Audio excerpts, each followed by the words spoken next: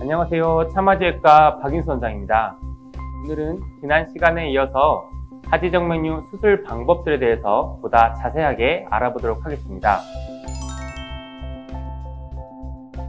첫 번째 수술 방법은 절개 수술, 발거 수술 또는 스트리핑이라고 불리는 수술 방법입니다. 하지정맥류 수술의 가장 전통적인 방법인데요. 쉽게 말해서 문제가 되는 혈관을 몸 밖으로 직접 제거를 해서 치료하는 방법이 되겠습니다. 과거에는 절개수술을 하기 위해서 한 5cm 정도의 비교적 큰 상처를 내서 치료했는데 최근에는 수술 방법이 많이 발전을 해서 1cm 정도의 작은 상처만으로 치료가 가능해졌습니다. 하지만 피부에 절개를 해서 치료하는 방법이다 보니까 흉터가 좀 생길 수 있고요. 멍도 좀 들 수 있고 아무래도 회복에는 조금 더 긴 시간이 걸릴 수가 있습니다.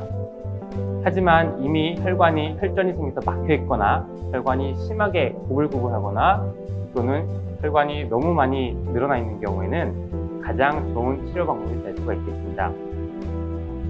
스트리퍼라고 하는 보시는 것처럼 철사줄처럼 생긴 도구를 이용해서 수술을 하게 됩니다.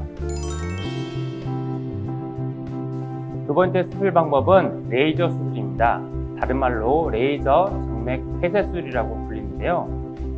앞서 말씀드린 절개 수술에 비해서 상처가 적고 통증이 적어 회복이 보다 빠른 치료 방법으로 알려져 있습니다. 절개 수술과는 달리 작은 바늘구멍만을 이용해서 치료를 할 수가 있고요. 여기 보시는 작은 도관을 혈관 안에 삽입해서 문제가 되는 혈관을 레이저 열로 지져서 혈관을 치료하는 방법이 되겠습니다. 절개 수술과 달리 직접 혈관을 제거하는 것이 아니기 때문에 수술 후 멍도 적게 들고 회복이 빨라서 현재 전 세계적으로 가장 보편적으로 사용이 되고 있는 치료 방법이 되겠습니다. 세 번째 수술 방법은 고주파 수술 또는 고주파 정맥 내막 폐쇄술이라고 불리는 수술 방법이 되겠습니다. 앞서 말씀드린 레이저 수술과 비슷하게 열 에너지를 이용하여 역류가 있는 혈관을 폐쇄하여 치료하는 방법이 되겠습니다. 보시는 것 같은 가느다란 고주파 도관을 몸 안에 문제가 있는 혈관 안으로 삽입해서 열 에너지를 이용하여 역류를 차단시켜 혈관을 치료하게 됩니다. 레이저보다 더 낮은 온도로도 치료를 할 수가 있기 때문에 수술하고 나서 통증이 더 적고 회복이 좀 더 빠르다는 장점이 있습니다.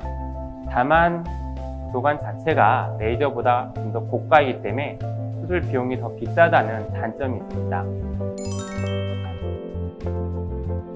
네 번째 방법은 생체 접착제를 이용해서 치료하는 방법이 되겠습니다.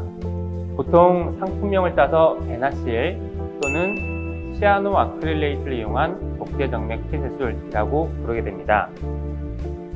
앞서 말씀드린 레이저 수술이나 고주파 수술과 달리 열을 이용하지 않고 생체 접착제를 혈관 안으로 주입해서 치료하기 때문에 열로 인해서 생기는 주변 조직에 손상이 없게 됩니다. 따라서 수술 중이나 수술 후 통증이 더 적고 그만큼 회복이 빠르다는 장점이 있습니다. 다만 이러한 생체 접착제 물질에 대해서 전체 인구의 10에서 20% 정도가 일시적인 알러지 반응이 있을 수 있다는 단점이 있습니다. 마지막 다섯 번째 수술 방법으로 기계화학 정맥 폐쇄술, 보통 상품명을 따서 클라리베인이라고 불리는 방법이 있습니다.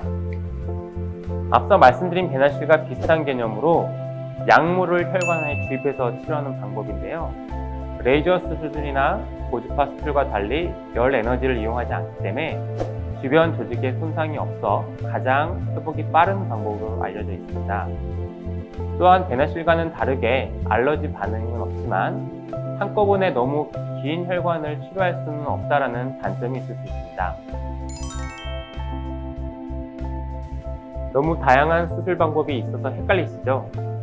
마지막으로 다시 한 번만 간단히 정리를 해보겠습니다.